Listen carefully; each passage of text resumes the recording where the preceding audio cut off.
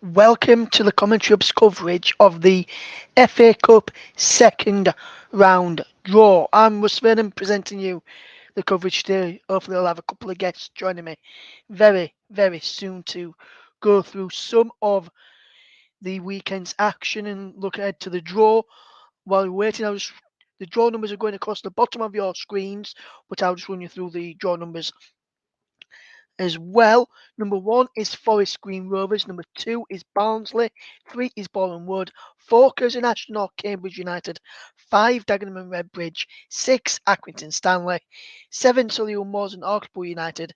8 is AFC Fylde or Gillingham. 9 is Peterborough United or Salford City. 10 is Farnborough. 11 is Grimsby Town. 12 MK Dons. 13 Ebbsfleet United. 14 Carlisle United. 15 is tonight's game, which we're bringing you later on, of Bracknell Town or Ipswich Town. They kick off at 7:45 this evening. We'll be going on at 7:30 with that one when I be presenting for Nicholas Jones. So you've got a double bill of me this evening. Chippenham Town is number 16. 17 is Sheffield Wednesday. 18 is Portsmouth. 19 is Shrewsbury Town. 20 is Buxton. 21 is Charlton Athletic. 22 is Weymouth or AFC Wimbledon. 23 is Newport County. 24 is Stockport County. 25 is Kingsland Town. 26 is Stevenage. 27 is Fleetwood Town. 28 is Burton Albion. 29 is Harrogate Town. 30 is Exeter City. 31 is Torquay United or Derby County. They played out a 2-2 draw with yesterday afternoon, which we saw Luke Turton alongside JB for that one. Bristol Rovers at ball number 32. 33 is Walsall. 34 is Wrexham. 35 is Crewe Alexandra. 36 is Barnet or Chelmsford City. 37 is Woking or Oxford United. Their game yesterday was postponed due to a waterlogged pitch.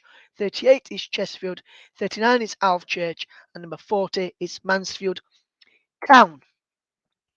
So, while we're waiting for our two guests, potential guests to come and join us, I'll be just going to play you something which is a clip of the winning goal, which not winning goal, the equalising goal, which you will have heard yesterday on the channel when Torquay United drew level with Derby County. I'm going to go pull that on in a second also, so you can just hear how JB and Luke Turton described that one on the TC Hub yesterday. We'll be bringing you that in just a second or so. So you'll be able to hear all of how they described the equalising goal for Torquay United. We'll bring you that in just a second. Just going to get that lined up and ready to go as we get ready for this one.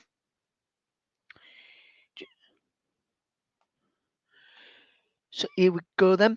This is how our commentary team of JB, John Stuttard, and Luke Turton described the moment Torquay United had levelled against Derby County from yesterday, and then we'll fetch in Luke Turton to the programme. Ellis will go forward. Him and the goalkeeper Halstead, he may as well go forward. It's the last kick basically. Now what a turn up for the Bucks this would be if Halstead was to score. That would really write himself into FA Cup fairy tales. Halstead is practically on mark. They don't mark the goalkeeper normally. Here comes the ball, and it's a poor corner, if truth be told. And the ball comes out without way past the 4 minutes. Halstead flicks on. He might break in there for Torquay. 2-3 shot. It's there! It's there for Torquay! And the equaliser with the last kick of the game! The magic of the cup is well alive and kicking. I don't know who scored it, but Torquay level. And what scenes of joy for Gary Johnson's men. They were 2-0 down and seemingly out of it at one point. They're about level when the last kick and Halstead's presence may have caused confusion in the Derby ranks. And I don't know who got the last touch. There's people on the pitch, Luke Turton. This is what the FA Cup is all about. Torquay 2, Derby County 2. Unbelievable. Wow. I mean, I said to you that there'd be at least one or two more shots and chances, and it's that never say die attitude. Derby were constantly getting put under pressure, and eventually it just told. Goodwin got the last touch, I think. Oh my word. What a finish. What a finish. The ball hooked back in there again. Halstead caused all the confusion. The shot came in and it came off Goodwin last, I'm certain of it. And it's 2-2. We've had a game to remember here for a very long time. And it's been one of those days where it's just been a magical thing. Just for the moment, the Derby defender got sent off. It's going to be a replay at Pride Park. That was JB and Luke Turton's moment when Torquay United grabbed a equalising goal to take it to a replay against Derby County yesterday. And I'm delighted to say I am joined by your co-commentator from yesterday, Luke Turton is with us. And Luke, thank you very much for joining us today, my friend. And fantastic commentary yesterday from yourself and JB. And what was it like to see that last minute equaliser yesterday for Torquay in a game which they played really well in against Derby County yesterday? Well, evening, Russ. Yeah, it was extraordinary because I thought that Torquay played really well. Derby would just took the chances early and again in the second half, but they just kept fighting. And at the end of the day, if you keep going and keep pushing, then you may just force the outcome that has happened. And the scenes at the end were just brilliant. I mean, that's why you support football, for those type of moments. Absolutely, Luke, absolutely. And just before we fetch Mike Hardiman in, who's joined us as well this evening, it was a fantastic game yesterday, looking at Torquay Derby County game, and there were some other good matches over the weekend as well. Hereford put up a good fight against Portsmouth at the weekend. Was there any games that you looked at from the first round where you thought that was a shock result? Because I know I mentioned about Wrexham, and a couple of people, JB included, didn't think that was a shock result. Wrexham beating Oldham yesterday. Was there any standout results for you, Luke, from the first round? I'll be totally honest with you, Russ. I didn't really know many of the results from the FA Cup, with us also playing in the Premier League at the same time. So I only just managed to find the Torquay game and then the ones you told me about. So to be honest, I can't really comment.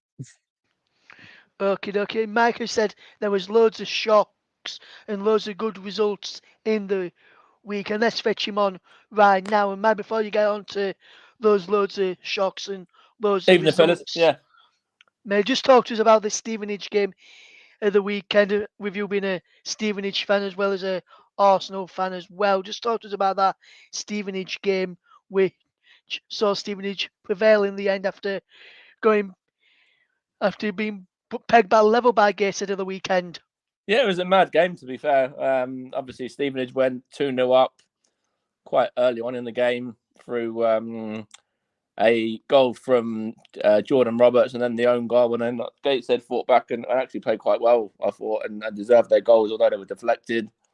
And then obviously Stevenage won it late on through Luke Norris from round here in Stevenage, actually, Luke, as well. And he pops up with, I think it was his 99th career goal. So just one away from that milestone of 100 now as well, which hopefully will come soon. But yeah, I thought it was a difficult place to go, difficult game, and it's one of those ones where you kind of just glad to get through and get the job done. It's a difficult place to go, as I said, and Stevenage made a couple of changes to what would normally play as well. Aaron Chapman, Dean Campbell, guys that normally don't play too much in the league. It was nice to get the job done. Would I liked it to be more comfortable and more convincing? Yeah, absolutely. But it's just great to be in the hat and to have our place guaranteed for this second round draw. Yeah. Yes, and also as you mentioned, there was loads of big surprising results from the week, and I mentioned on the game yesterday, I thought Wrexham's result was a shock one against a former Football League side in Oldham Athletic. I know JB didn't think it Not was. really, not when they're both ex-Football League teams, yeah. And obviously Wrexham have got the money and the backing as well. But there were some upsets in there, Alf Church and Farnborough, just to name a couple. Yeah, of course. There was Kingsland, of course, being another one. as well. Chippenham There's a Town few as well. others. Yeah. There's a few others as well. But which result stood out for you, Mike, other than your Stevenage team getting into the act as well? Which was the other results that stood It's got out to for be you, my Alf friend? Church. It's got to be the lowest ranked team and going to a League One side in Cheltenham, getting the win, doing it by 2-0 as well. And yeah, it's got to be them for me. A real, good performance from them and a real big shock there. As I said, there's Chippenham as well. Obviously, they knocked out a League One team. There's a few, but I think Alf Church being the lowest ranking side is the one for me. Yeah. Yeah, we'll just go through some of the other results just so people know how each of the teams got into the second round. We'll go through some of the results for you now. The results from first round: Bournemouth 3, Eastleigh 1. These were all played on Saturday for you guys. Maidenhead United 0, Dagenham Redbridge 1. Crawley Town 1, Accrington Stanley 4. Solihull Moors 2, Oxford United 2. AFC Fylde 1, Gillingham 1. Peterborough United 0, Salford City 0. Sutton United 0, Farnborough 2. Grimsby 5, Plymouth 1. MK Dons 6, Taunton 0. Ebbsfleet 2, FC Halifax Town 1 on Saturday. Carlisle 2, Tranmere 1, Chippenham Town 1, Lincoln City 0, Shrewsbury 2, York City 1, Buxton 2, Merith Town 0, Charlton 4, Clovel Town 1, Weymouth 1, AFC Wimbledon 1, Newport 2, Colchester 0, Fleetwood 3, Oxford City 1, Burton Albion 2, Needham Market 0, Port Vale 2, Exeter City 3. To finish off on Saturday's results was Bristol Rovers 1, Rochdale 0, Wickham 0, Walsall 2, Crewe 1, Leyton Orient 0, Barney 1, Chelmsford 1, Chesterfield 1, Northampton 0, Cheltenham 1, Alvechurch 2, Barrow 0, Mansfield 1. There was also South Shields against Forest Green, which Forest Green won by 2-0 in a game which I covered for the channel on the weekend as well. I know I've already said it to Mike, but I just want to apologise to our listeners over on Storm FM for the game on Saturday lunchtime. Unfortunately, due to a technical error from myself, that didn't go out on Storm FM on Saturday lunchtime. I do apologise to our listeners over there. The other results from Saturday, which I didn't mention in those lists there, was South Shields 0, Forest Green Rovers 2, as I've just mentioned, Bradford City 0, Harrogate Town 1, Bolton Wanderers 1, Barnsley 2 to get into the art. From Friday night, there was just a couple of games on Friday night. Sheffield Wednesday 2, Morecambe 0, Hereford 1, Portsmouth 3. And yesterday, the other results that we did mention to tell you about was Wrexham 3, Oldham 0, as I mentioned. I was saying that was a shock, but Mike and JB didn't think so.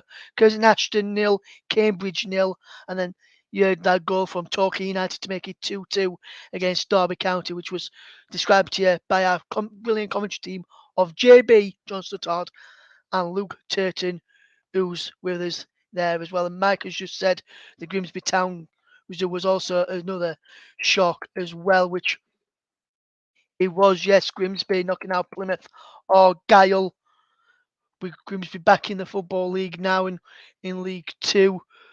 It'll be interesting to see who gets who in the next round draw. That draw is coming up very, very shortly. And we'll just fetch Mike back in. He covered the Hereford Portsmouth game on Friday evening for the channel. And Mike, Hereford put in a fantastic performance and unlucky not to get anything out of that for me. What did you make to the Hereford performance from the weekend? Yeah, I thought they played well. It was obviously very nice for them to get the opening goal and obviously to do it on such an important day for them as well, when they're remembering the great Ronnie Radford, who obviously passed away just a few days earlier. And it was obviously an ex-Portsmouth man on the score sheet as well, so it was nice for him to have an impact there in that game. And then obviously Portsmouth's quality just shone through in the end, and they were able to get the job done. But it was obviously a nice moment for Hereford to take the lead there. And obviously, as I said, it was I think the same number as well. I think it was the number 9, I believe, who scored. The number 11. I think it was in fact who scored the goal as well, which was the number that Ronnie Radford was wearing when he scored against Newcastle. Yeah. Yes, absolutely, man. The draw is about to be made right now with Edge Mike and Luke back in at the end of the draw. The draw is about to be made, and I'm just seeing a goal which lives fondly in my memory of when Jermaine Beckford scored for Leeds United against Manchester United when Leeds won League One back in 2010 and knocked out Manchester United of the FA Cup. He is on. Jermaine Beckford will be joining with some of the balls for the FA Cup as well. And we're just seeing one of the other ex-players who's played in the FA Cup and scored a fantastic goal in the FA Cup, also taking part with the draw this evening. We'll go through and get some thoughts in a second or so and give the thoughts for the FA Cup second round draw. That's going to be coming up. So now with Mickey Thomas, the ex-Wrexham player, who was at the Wrexham game yesterday as well, which for television coverage here in the UK. We'll get ready for the FA Cup draw very, very shortly. Jermaine Beckford, as I mentioned, has now retired, turning to a pundit, drawing the teams today. Mark Chapman is the presenter on the television coverage, which we've got in front of us to see. We'll go through some of the select numbers again in a few minutes or so. Just to remind you, the draw for the second round ties will be played on the weekend of Saturday, November the 26th, 2022. So in a couple of 3 weeks from this round of action, and we'll be in the World Cup coverage just then. Just some selected balls to look out for. Number 4 is Curzon Ashton or Cambridge. 10 is Farnborough. 15 is Bracknell or Ipswich, who'll play this evening. 16 is Chippenham Town. 20 Buxton. 25 Kings Lynn Town. 34 Wrexham. 36 Barnet or Chelmsford. 38 is Chesterfield. And 39 is Alvechurch. The lowest ranked team left in the competition, as Mike Riley pointed out a few moments ago. So we'll go through the game ready for the draw any second now, and then we'll get Mike's reaction and Luke's reaction to the draw. We'll be going through that draw in a second as Jermaine Beckford just places the balls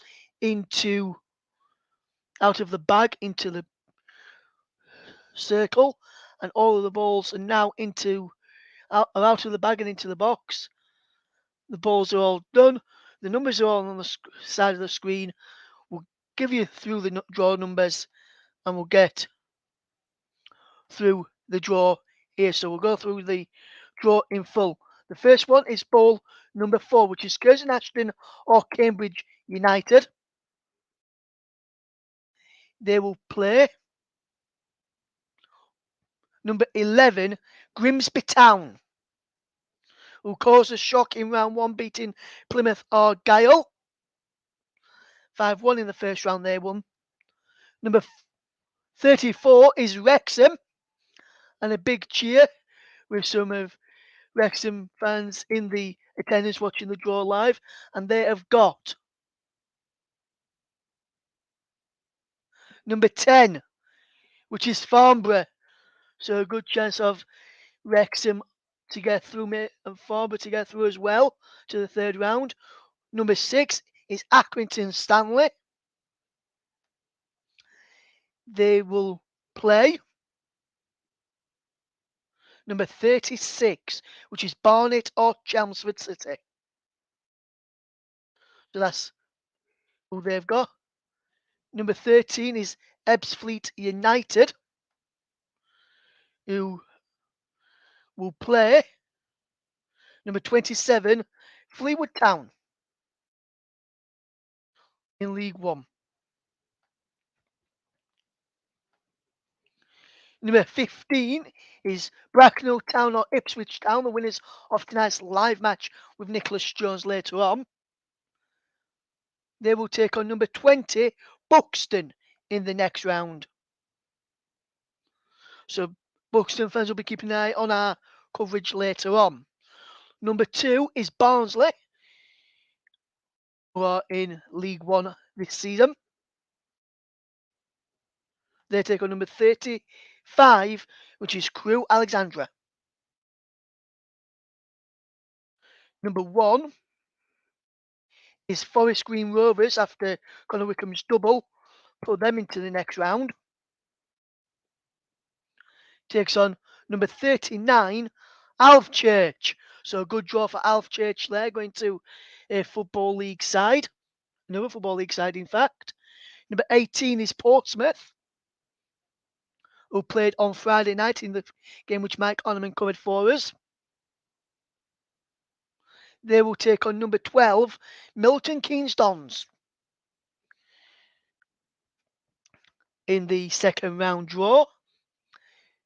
Number 19 is Shrewsbury Town, who did very, very well in some of the recent years in the FA Cup. They take on number 9, Peterborough United or Salford City after their draw of the weekend. Number 7 is Solihull Moors or Hartlepool United after their draw of the weekend. They will take on number 29, Harrogate Town. I can see Stevenage up on the board now. Number 25 is Kings Lynn Town. They will face number 26, Stevenage. So we'll get Mike's thoughts on the draw for Stevenage away to Kings Lynn Town very, very shortly. Number 21 is Charlton Athletic. That's a team that Mike didn't want. Takes on number 24, Stockport County in that draw. Number 32 is Bristol Rovers. Takes on number 3, Boreham Wood. Number 5 is Dagenham Redbridge.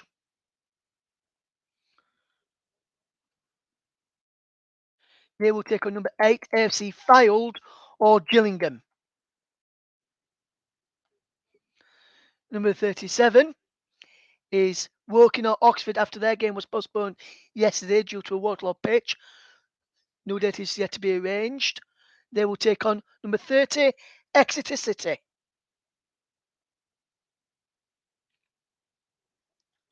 Number 17 is Sheffield Wednesday of League One. Michael Smith and Michael Iacqua, formerly of William United, now play there. Take on number 40, Mansfield. Number 22 is Weymouth or AFC Wimbledon. They will take on number 38, Chesterfield, who are going well in the National League at the moment. Number 28 is Burton Albion, Dino Mamria's side. They take on number 16, Chippenham Town. So good draw for Chippenham Town there. Number 33 is Walsall. Take on number 14, Carlisle United. Number 23, Newport County, who's had some recent good FA Cup runs in the past few years. Take on number 31, Torquay United or Derby County. So that concludes the draw. We'll run you through that draw again very, very soon. The draw The ties will be played towards the end of November, and we'll go through that draw again on screen. So we'll run you through that draw again. So it's Curzon Ashton or Cambridge United against Grimsby Town, Wrexham v Farnborough, Accrington Stanley versus Barnet or Chelmsford City, Ebbsfleet United versus Fleetwood Town, Bracknell Town or Ipswich Town against Buxton, Barnsley versus Crewe Alexandra, Forest Green Rovers v Alf Church, Portsmouth v MK Dons, Shrewsbury Town versus Peterborough United or Salford City, Solihull Moors or Hartlepool United take on Harrogate Town, Kings Lynn Town take on Stevenage, Charlton Athletic versus Stockport County, Bristol Rovers versus Boreham Wood, Dagenham Redbridge versus AFC Fylde, Woking or Oxford take on Exeter City, Sheffield Wednesday against Mansfield Town, Weymouth or AFC Wimbledon against Chesterfield, Burton Albion versus Chippenham Town, Walsall versus Carlisle United, and Newport County against Torquay United or Derby County. So, excuse me, after I've just gone through all of the draw and then the draw again for you in full, guys, just before I get my breath back and anything back, I've just fetched Luke Turton in there for a moment. Luke, you've just heard the draw being made there and heard it again. What's your standout tie in the second round of the FA Cup? I think the winners of Torquay or Derby going to Newport's one that's drawn my attention, but also Mansfield's trip to Sheffield Wednesday is quite interesting as well. Yes, absolutely. Another couple that stand out for me before we get involved, fetch Mike Ornament in. Number one is going to be Ebbsfleet United against Fleetwood Town. Could a shock because there. Alf Church going to Forest Green Rovers, could a shock because there as well. Also, Solihull Moors or Hartlepool against Harrogate. If Solihull Moors get through, a shock could be on the cards there as well. And in the other next lot of fixtures, which I've got on my monitor in front of me, here a couple more that stand out. Like Luke said, Newport County against Torquay or Derby County, and Sheffield Wednesday Mansfield stand out. But another one that stands out for me is Dagenham Redbridge against FC Fylde or Gillingham. Could have two non-league sides battling out for a place in round 3 if FC Fylde get past Gillingham in the replay. Another one that stands out for me as well is Weymouth or AFC Wimbledon against Chesterfield, especially if AFC Wimbledon progress to the next round, where another non-league side could potentially knock out a football league opposition. And the final one that stands out for me is Kings Lynn Town against Stevenage. Kings Lynn Town could end up causing a shock against Stevenage. Then I know that Mike Ornament said it might be going. It says it's a decent time, man. Go to that one. And that Tyler Denton, who used to play for Stevenage and Leeds United, now plays for Kings Lynn Town. And we'll just fetch in Mike Ornament now, just before we wrap up in the next 5 minutes or so. In the next 3 or 4 minutes. Mm-hmm. Mike, with the obviously Kings Lynn Stevenage will send out for you, but what is there any other ties that really stand out for you? And are you excited by the chance of that tie for Stevenage as well, my friend? Yeah, there's a few ties that stand out there. One that you didn't mention, actually, I was surprised you didn't mention this one. Neither of you was Burton at home to Chippenham. Obviously, Burton, managed by Dino Maamria, ex-Stevenage manager, ex-Stevenage player and coach and stuff as well. And obviously Chippenham, who knocked out a League One team just at the weekend. So that's a good opportunity for them. Alf Church, as you said, against Forest Green is a shock as well, potentially. And as you say, there's a few there where there's, two non-league teams facing each other. So one of those will certainly be in the third round draw on a number of those fixtures. As for Stevenage, it's going to be a difficult game. Obviously, they've shown what they're all about, going to Doncaster and getting a win at the weekend by that 0-0, of course. And They're at home, so they'll fancy it against another in-form League Two team. And obviously they'll have the crowd behind them and stuff as well. So no, it should be a really good game. It's nice that Stevenage have got 2 ties in this competition now. Obviously Gateshead and Kings Lynn, and it's both been so on both occasions it's been different to normal. So we're not getting the likes of Peterborough or MK Dons like we normally do, Charlton, etc. as well. Ipswich potentially, out of the ones that were there. So it's a good opportunity to go to a different ground, watch a different team, and looking forward to it. It should be a really good game, and the Stevenage should go there for the confidence, the form that we're in the league, and fighting on all fronts in the cups as well. And it's a real good opportunity for Stevenage to get through to that third round if they're at their best as well. So looking forward to it. Got to be wary, as I said, against Kings Lynn, who knocked out Doncaster, but we should go there as favourites. And overall it's a good tie, and I'm quite happy with it. Yeah.